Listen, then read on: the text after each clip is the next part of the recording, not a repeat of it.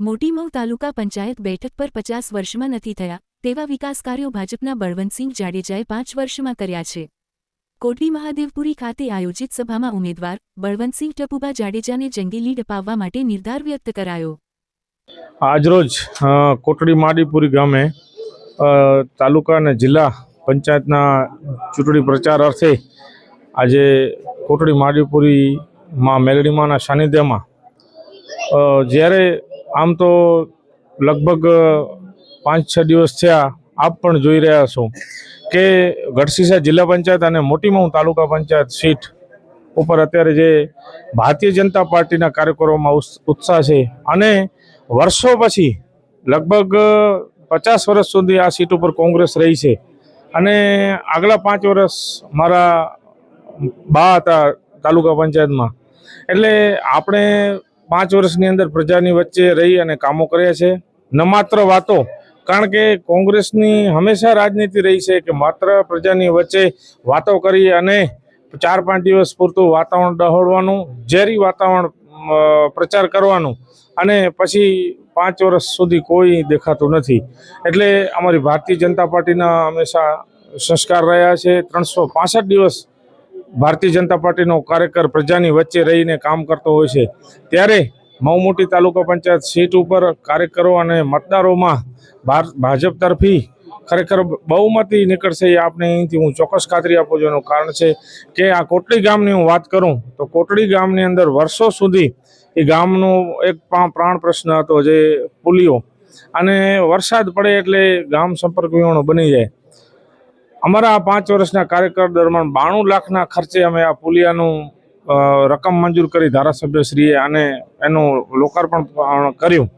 વસ્તુ એ છે કે એ કામ કોંગ્રેસને દેખાતા જ નથી ને પ્રચારમાં કોંગ્રેસનો મુદ્દો છે કે ભાઈ વિકાસ કાંઈ નથી થયો।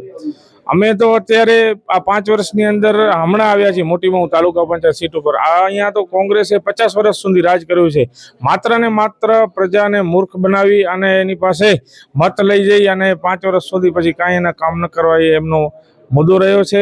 અત્યારે આપ જોશો તો કોટડીથી ડોણ રસ્તાનું કામ ચાલુ છે। અમારા ધારાસભ્ય આદરણીય શ્રી અનિરુદ્ધભાઈ દવેના સતત માર્ગદર્શન હેઠળ આ વિસ્તારનું વિકાસ કેમ આગળ વધે એ રીતના અમે એમના સંપર્કમાં રહીએ છીએ।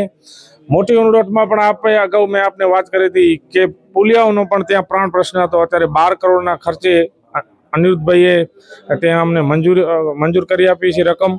એ રોડનો પ્રશ્ન હોય તો ટૂંક સમયની અંદર એ રોડનું પણ કામ ચાલુ થઈ જશે।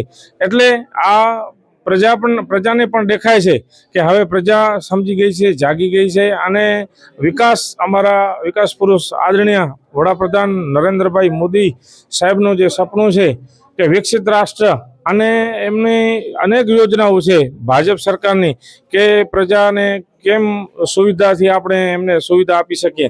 કારણ કે આયુષ્યમાન કાર્ડ હોય, અત્યારે આપ જુઓ છો કે આયુષ્યમાન કાર્ડ અત્યારે નાનામાં નાનો ગરીબમાં ગરીબ માણસ હોય, જ્યારે સગો ભાઈ પણ ઊભો સાથે ન રહે ત્યારે 5 થી 10 લાખ રૂપિયાનું આદરણીય નરેન્દ્રભાઈ મોદીનું આયુષ્યમાન કાર્ડ મોટામાં મોટી હોસ્પિટલની અંદર જાય અને 10 લાખ રૂપિયા એ સરકાર એમના ખીચામાં નાખી આપે એ ભારતીય જનતા પાર્ટીમાં જ શક્ય છે। કારણ કે ભગવાન ન કરે નારાયણ, અત્યારે મનુષ્ય કોઈ પણ ગંભીર બીમારી આપણે પ્રાર્થના કરીએ કે ન થાય, પણ માણસ આ જ્યારે આ આયુષ્યમાન કાર્ડની જેને જીવતદાન મળે છે ત્યારે ખરેખર અમારા આદરણીય શ્રી નરેન્દ્રભાઈ મોદીને અને ગુજરાતના અમારા મુખ્યમંત્રી ભૂપેન્દ્રભાઈ પટેલને એ આશીર્વાદ આપતા હોય છે। એ પ્રજાના આશીર્વાદથી ખરેખર જ્યારે અમે પ્રવાસમાં નીકળીએ છીએ ત્યારે મતદારો અને પ્રજા અમને આ આશીર્વાદ રૂપી મત આપતા હોય છે। એટલે ખાસ તો વધુ તો ખરેખર આપે જે આજે જે કોટડીમાં સભા હતી અને સૌ કાર્યકર મિત્રો હાજર રહ્યા એમનું હૃદયપૂર્વક આભાર માનું છું। અને ફરી અને ભારતીય જનતા પાર્ટીનો જે આ વિકાસ છે એ વિકાસની રફતારમાં હું ગામને અને મોટી મઉના સૌ મતદારોને વિનંતી કરું છું કે આગામી 26 તારીખના વધુમાં વધુ ભારતીય જનતા પાર્ટી તરફી મતદાન થાય અને અમારી જિલ્લા પંચાયતના ઉમેદવાર ભાઈ જીવરાજભાઈ ગઢવી એમના તરફી પણ મતદાન થાય। આપ સૌ મતદારોને મોટી મઉ અને ગઢસીસા જિલ્લા પંચાયતના સૌ મતદારોને વિનંતી કરી ભારત माता की जय। तालुका पंचायत जिला पंचायत भाजपा कार्यकर्ता आया है। ને આ પાંકે जेको कोटड़ी जे अंदर जेको पाके ॾिना साहसका ॾींहं ऐं पंहिंजे माटे कोटड़ी जो कोई बि अॼु સુધી विकास जो न लाल चौकड़ी जा घणे रजूआतूं कयूं हुई पर अञा સુધી कोई निराकरण थियो न ने कोटड़ी जे अंदर जेको आहे कि ये हालत में असीं वेठा आहियूं अञा पाण ने अञा સુધી કોઈ ભાઈ ભાજપ વાળા जेको अवारनवार पंहिंजे असांजी पछा कयूं था तंहिंजे માટે બહુમતી થી એને કે ભાગે જીતાય जो है जीम बने थी सारे सारी लीड खणी अचो 109% बरूबा जीता असां पंहिंजी बहुमती है हाँ बरूबा जो को विकास कया ना असां गांव में कोई पण है के जी क्या न ताया केंदा रोदा असां गांव में पुल नो असां घर में के बैठो न पुल कहिड़ो होसे पर हेवर पुल मथा हलो था असीं जो मकान जो कम की अटकियो है भी भगवान खबर असीं जे वञो असां मकान बनिया शहर में तो ना गामदार में आयो ने सीमदार में आयो बरूबा भाजप में हेर आया भाजप नवान तेनी जुगी ने कम बरूबा के होयो समझा अॼु बि सोची असीं कांग्रेस में असां ॾाढा माइट मरिया पासे कोन कम करे ने कांग्रेस ये असांखे समझाए थी के असांखे इहा जो कम कयो आहे